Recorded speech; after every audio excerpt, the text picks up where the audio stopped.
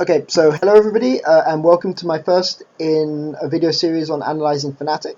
I think Fnatic are a good team to analyze, firstly because I haven't done Fnatic before, and I think that it's, in order to understand why Fnatic have been so successful and why they're 10-0, I think it's worth understanding sort of how they're trying to play the game, what the strengths and the weaknesses are on this style of game, and I'm going to look at this over the course of the next 4 videos. However, before I start, I'd like to apologise for the 2-week absence. This fortnight's been a massive one in the LPL, with Vici Gaming, QG, LGD, and ETG all playing each other, and I was around in Shanghai paying back a favour to an old friend, so did not have time to put out a suitable quality VOD review. These VOD reviews normally take a long time, and I just didn't have enough time to put out a good quality one, so I didn't bother. However, as I know from my inbox that basically no one's really interested in LPL, let's get back to LCS. So talking to people in China had me reminiscing about coaching again. So this week I'm planning to focus on the preferred playstyle of 2 coaches in the LCS. Daylor from Fnatic and Lucas Schenker from SK Gaming. So both of these coaches are people who do not have a background in playing League of Legends. Daylor comes from a background in poker. Schenker was primarily a sports psychologist. But from interviews, they're both clearly very smart individuals and have been able to use their wider knowledge of strategy and wider knowledge of how to play games and apply this specifically to League of Legends. So specifically in these videos, I'm going to look at how these 2 coaches in these 2 video series, I'm going to look at how these 2 coaches want their teams to play, what their priorities are, weaknesses in their team composition, and how teams should look to play against them in international competition. Just a quick note, these are going to be playstyle videos, so we'll combine games rather than just being basic VOD reviews. This first video is going to be an introduction video, and I'm going to put links here or here around the screen, linking to in particular times when these things have happened rather than just switching between video formats. I'll be posting my notes and scripts for these videos on Reddit, which of course I'm not allowed to link here, but I'm sure you can find them if you look. I'm also willing to send the notes via email, which you can find in my channel description, or you can message me via Reddit. My Reddit address being PCDV8R, which I'll link as well, to discuss anything that you found of interest in these videos or anything you want to talk about further, because of course the YouTube medium is not great for person-to-person discussion. The Fnatic series is quite long, so I'm going to split it over 4 videos. 1 on analysing the playstyles, which is this video. 2 using in-game examples against H2K and Gambit in week 6 of EU LCS. And 1 on how to go about beating Fnatic. The SK Gaming one should be shorter and will be more focused on improvements and establishing an identity for SK Gaming, a new identity after Forgiven has left. Okay, so let's get started. So I'm going to start in this video with Fnatic. I actually had a very detailed analysis on Fnatic prepared after their win against Origin 2 weeks ago, but I wanted to see Fnatic play H2K before giving a proper assessment of where they stood.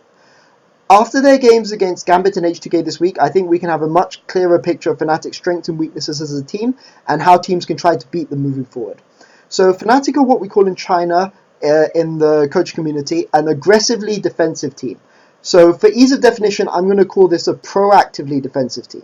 And this means that they generally prefer to pick team compositions with a scaling component, normally on Huni and top lane, but use aggressive strategic play to trade objectives in the early game whilst avoiding full 5v5 team fighting as much as possible. They then use the macro play to group early as 3 or 4 and pressure objectives. Sometimes Febiven joins in, sometimes he doesn't, but it's 3 or 4. Here, they're not necessarily trying to take or fight over objectives, although if the other team doesn't react, they're perfectly capable of taking free Barons, free Dragons, free Towers, etc. But really to distract the other team from pressuring the scaling component of their team, and which is often heavily protected by vision control and separated from the rest of the team. So I'm going to post some videos which you can have a look at here of examples where this happens. It happened a lot in the Origin game, and it happens a lot in this week. So other examples of teams that play this way are sort of EDG when they're at their best, with sort of Deft on the hyper carry and Pawn not injured on something that can pressure Barons early. Another team which are very good at using this playstyle, except instead of Huni, the top laner, being the hyper carry component, on EDG it's normally Deft, the AD carry. Generally, with Fnatic, there are two main components in team compositions. So Fnatic will pick something mid which can apply pressure to Baron. So they like things like Cassiopeia, they like Azir, they like Jace. And these are all champions which, if you leave them unchecked, they can pressure Baron very, very well. Secondly, they generally pick something normally on Huni, although sometimes on Reckless, but normally it's Huni, which scales into late game. So in the early game, Fnatic will trade objectives. Then in mid game, around the 18-minute mark, they'll send Huni to the bot lane with TP and pressure Baron, get wards around Baron in preparation for an early Baron. So Huni will thus be able to farm safely from his early game deficit, and if the other team don't try to go and kill him, if the other team do try to go and kill him, Fnatic will be able to get Baron. If they don't, then he just farms up safely. If Huni isn't their main late game threat, they'll group 1-3-1 and send their late game threat to the top lane. So again, this is Baron pressure, and then pressure the rest of the map using Huni's mid game spiking champion, which is normally Gnar or Rumble, to force the other team to commit resources to the other side of the map, and then they'll use that to go and try to get Baron. But they're a very Baron-centric team, and indeed they seem to have learnt a lot of their play and a lot of their tricks from Edward Gaming, who are another very Baron-focused team, and who are another team which play this sort of proactively defensive game style. So, the second thing about Fnatic is Fnatic generally prefer to pick poke compositions with strong engage potential late game. So this stops them needing to go all in to gain an objective around in the early game, because remember they're sort of grouping as they're grouping in a 4-1, and this means that sometimes they can be ambushed in a 4v5, whereas if you've got a strong fighting team rather than a poke team, sometimes you'll have to go in to force the fights and you can find yourself outnumbered. It also means that they prioritize disengage in champion select. So both, and this is important because it means it can stop them being jumped on. So, and sort of as a result, and for their split farming component, scaling component, so for their split farming component, I think that Fnatic have actually been strengthened recently by two new champions on the Rift. So you have sort of Echo and you have Jace, who are great picks for Fnatic, both because they're good late game scaling, but Jace is a poke champion with built-in disengage. So Fnatic normally prioritize the disengage, but if they pick Jace, they can have the poke and they can have the disengage, which is great, which is a champion that they like. And Echo as well is a champion whose ult is basically built for Fnatic style of play. So it's a deterrent, it's a disengage ultimate, because if you chase down an Echo, you'll go into range for his ult, and it will allow Fnatic to counter-engage on you with the burst from their Echo ult. So it's a champion, it's a good disengage champion, but like most strong teams in the world, Sivir is the best champion for Fnatic. And it's a champion which they play in a way that almost nobody else does in the world. And for Fnatic, Sivir is basically a disengage champion. They use the ult to disengage from Righteous Glory engages and things like this, and they use Sivir to wave clear through the mid game whilst they're waiting for their other parts in their team to scale up. And this is something which can be punished, and indeed something which it's something which I'll cover in later videos. However, this style of play is not something that teams in Europe have been willing or indeed able to punish, simply because Fnatic have a reputation as sort of an aggressive, chaotic team, and Yellowstar in particular has a reputation for being good on engage supports like Nautilus and Leona. But this isn't how Fnatic are playing this season, and so many teams in EU LCS are used to playing against Fnatic as they were last season, which is hard engage, look to fight you all the time, aggressive. This isn't what Fnatic are trying to do in this metagame right now.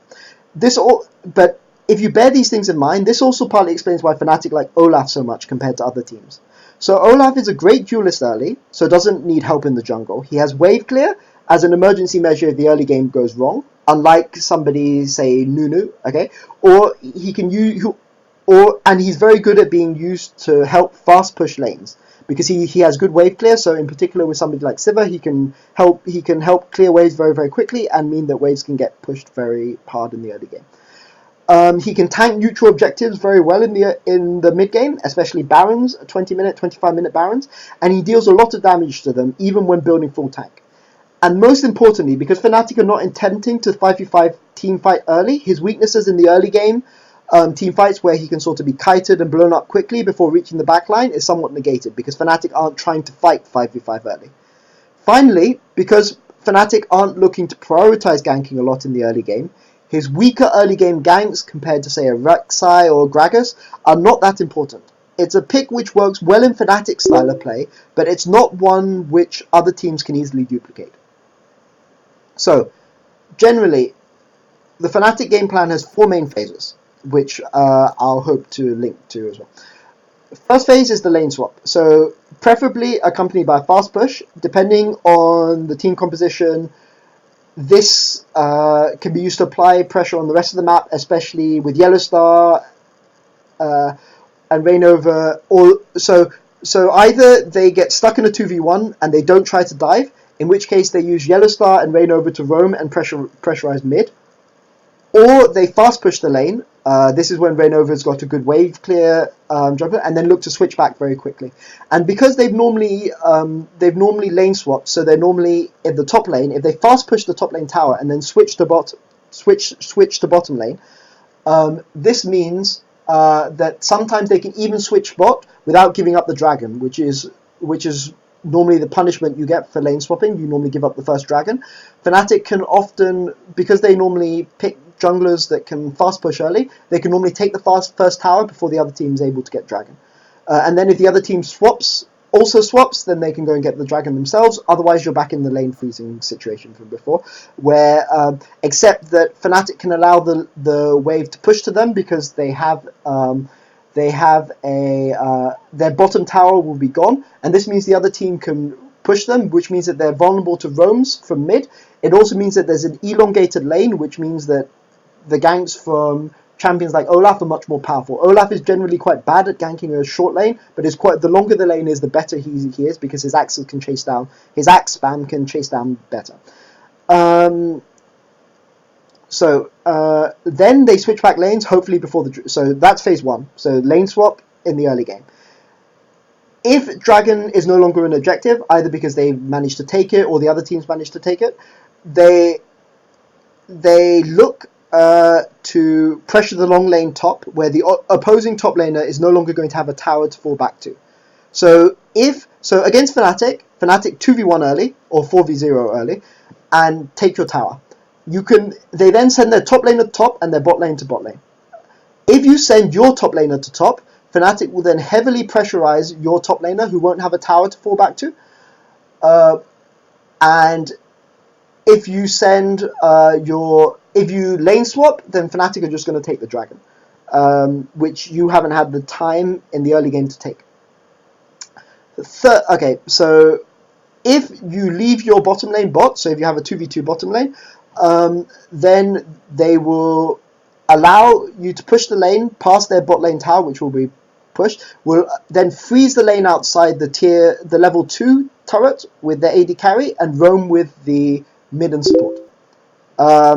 So then the third aspect of their gameplay is the mid game. So depending on the situation out of laning phase, their mid game is always the same. They freeze a lane somewhere on the map to allow the scaling component of their team, which is normally Huni, to farm whilst they contest objectives, preferably with poke, with the intention of delaying the other team rather than fighting 5v5.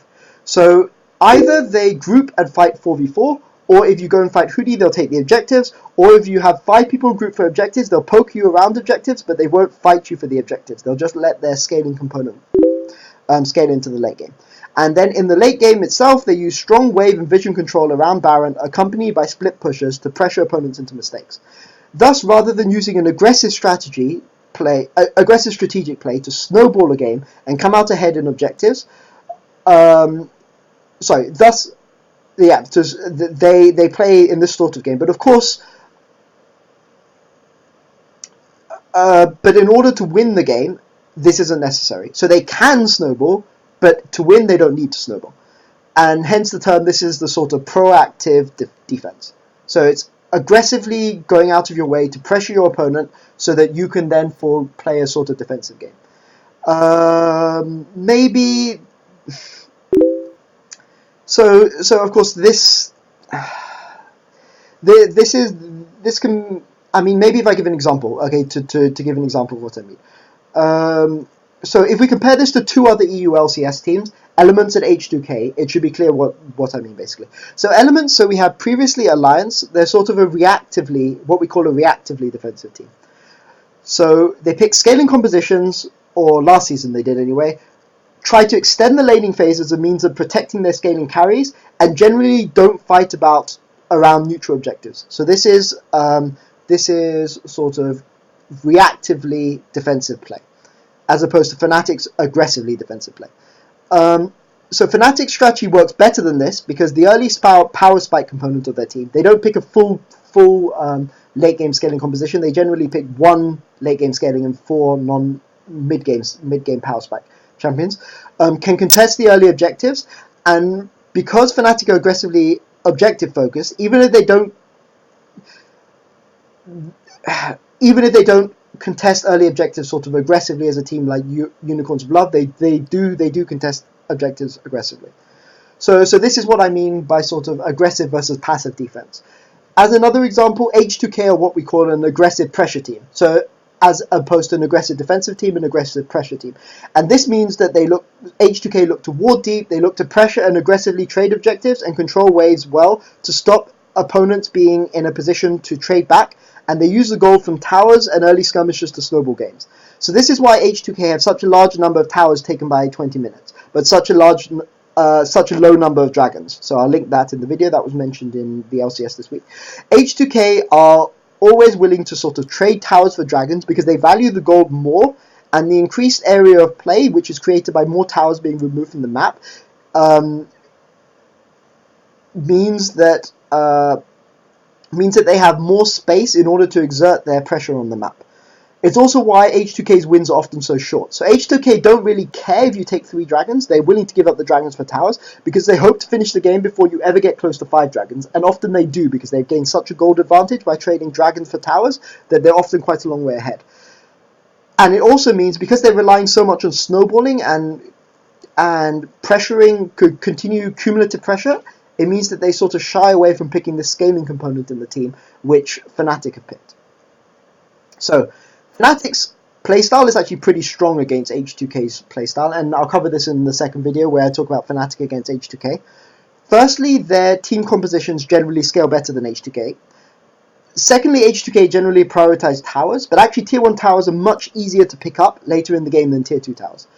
And because Fnatic are happy to trade dragons for towers and generally pick high wave clear teams, the effective area of the lanes is not that long. So they're not taking the H2K towers, and this means that the sort of the length of the lane which H2K use to create slow pushers and manipulate minion waves in order to create slow pushers are not that effective, especially early on in the game before the minions become more powerful. And finally, Fnatic always pick heavy Baron threat teams, and this means that especially against H2K. And this means that H2K basically cannot commit too many resources to pressuring objectives on the bottom half of the map, or they make themselves vulnerable to Baron attempts, and once another team gets Baron, it undoes a lot of the hard work that H2K do, because it means that the other teams can easily take back the tower disadvantage that they suffered in the early game. And yeah, so generally Fnatic's game playstyle is pretty good against H2K. But anyway, it shows the difference between how Fnatic play and how H2K play. So this is the example of pressure versus defense. So pressure versus defense and proactive versus reactive play. Okay, and I'm going to discuss how these two playstyles work in the 2 videos which are coming. The first against H2K and the second against Gambit from week 6 of EU LCS. And And then in the fourth video, I'll talk about how you can try to counter this Fnatic game style. Okay, so that's a wrap up for the first video on Fnatic. Hope you found that discussion interesting. I'll be releasing the SK gaming videos later this week. Remember, you can message me on Reddit, username PCDV8R, to get the note scripts from any of these videos direct. I generally prepare in-depth notes and scripts whilst I'm preparing one of these videos. And I'm going to spend the rest of this video discussing general thoughts about the state of League in the West from discussions with people in China. So if this doesn't interest you, now's the time to go to the second video, which I will link here. And I'll have a video on SK Gaming and CLG versus TSM later in this week. So this week was so I'll just let people head out. Okay, so everybody who's left. So this week was a super important week in China. So there were lots of draws between the top teams, and an excellent win for World Elite versus Edward Gaming, yay, that nobody seems to care about. But was pretty important anyway to me personally. However, I'm not here to analyze all of those games. What was more interesting to me was the attitude towards Western teams from the perspective of Chinese coaches and players, in particular their attitudes towards NA and EU LCS. Now, generally I try to avoid criticizing too much, and I'm not interested in getting into sort of EU NA, fighting and that sort of thing. I'm not interested in that. I'm generally interested in strategy, but frankly, within LPL, NA LCS has a massive image problem at the moment. Analysts do watch it occasionally, but nobody thinks the region has anything important strategically to contribute. It's sort of treated with the respect of sort of a wildcard region like Garena, but with better production values. And this is because the teams have sort of major strategic flaws and make too many mechanical mistakes. However, as I've said before, many teams in NA are in transition at the moment, and I'm sure these flaws will be corrected come playoffs and Worlds. And several of the sort of top teams in NA have gotten proper coaching staff and analysts and improvements. And improvements surely have to follow, especially, for instance, in CLG. But this is one of the reasons I was so focused on EU LCS this week. And this is an opinion that I tried to share with many of these other coaches in China. But I have to admit that not many people shared my opinion. And I remember one coach in particular asking me if I really thought that NA was a potentially strong region. Would Dignitas, playing like they are now, be a team out of relegation spots in any other region? And to be honest, I didn't really have a good response to that. But I think this is quite a shame, actually, as I think that there are some really interesting innovations which are coming out of NA at the moment. For instance, the CLG TSM decisions to run Banner of Command, rush on their supports in order to help close out games. And I think that people aren't really taking seriously these sort of innovations because of how weak they perceive NA as a region. So that's a bit of a shame. However, by contrast, to my surprise, many people did follow EU LCS, in particular Fnatic, H2K and Unicorns of Love, occasionally Origin 2. And I think that this is really interesting because for two teams, Unicorns of Love and H2K, which one season ago were not even in the LCS, this is a pretty big mark of respect. So many coaches out in China rank sort of Fnatic and H2K in the top 10 in the world right now, and a couple even had H2K over Fnatic, although I'm sure this has changed following results this week. So that was really interesting. You know that when sort of top teams in China are studying VODs of your games alongside teams like SK Telecom, Ku Tigers, and other top teams, and CJ and Najin from Korea, you know that you're doing something right. And I think in the West we really underestimate the importance of sort of good coaching and staff right now. Despite the two losses this week, I think people really should sort of appreciate the job Prolly is doing at H2K. And he may joke around and he may talk about how his team gets lucky or they don't listen to him in post-game interviews. But make no mistake, if you see him in serious interviews or in in-depth discussions, it's clear that this guy knows his stuff. And the fact that H2K are able to play consistently high-level, aggressive, focused macro play, this sort of thing is very rarely player-driven, and it's really something which comes to the coach, and I sort of can't wait to see H2K play this style at Worlds this year. Hopefully they're going to qualify. Ironically, actually, I think Prolly is more widely respected and recognized by the League of Legends fan base in China than he is in Europe or NA. But maybe I'm biased in sort of the fans I interact with from China, and the only thing I really don't understand, and maybe if anybody from H2K is watching this, is why a team as objective focused as H2K don't play Bard. So if anybody has an idea on this, answers on a postcard. But I've always wondered why they haven't been trying to play Bard. Because for a team like H2K, which tries to open up the map and trade objectives aggressively, Bard seems exactly like the sort of champion that would fit well into that sort of a team. But H2K don't play it, so I wonder why. Anyway, where else? What else is there? I think that's about it. Oh, unicorns. So China's a region where they sort of play all sorts of weird stuff. So they play attack speed on hit Cho'Gath mid before the champion was popular. They play Irelia support. They play Irelia mid.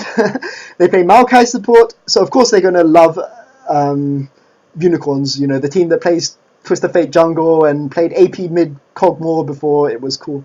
I feel that unicorns are missing out on something here. They should definitely be doing some sort of brand building in China.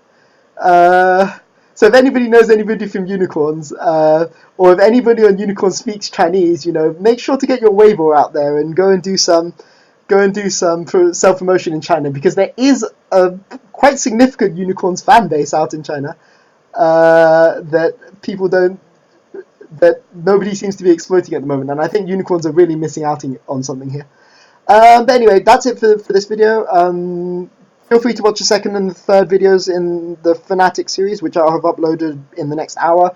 And then by tonight I'll have uploaded the fourth video. Okay, thank you for watching.